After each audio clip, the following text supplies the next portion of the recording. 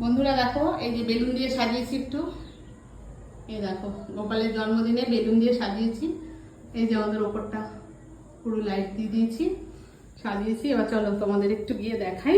পুজো কিন্তু আমার হয়ে গেছে, হ্যাঁ পুজো হয়ে গেছে, এখন পুজো পুরো কমপ্লিট।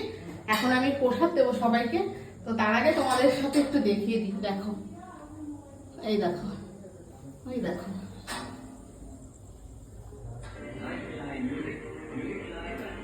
এই দেখো, এই যে কেমন হয়েছে বলো, কেমন হয়েছে বলবে একটু। হ্যাঁ, এই যে কমপ্লিট হয়ে গেছে। আমি নিজে নিজেই পুজো করেছি, নিজে নিজেই গুছিয়েছি সবকিছু।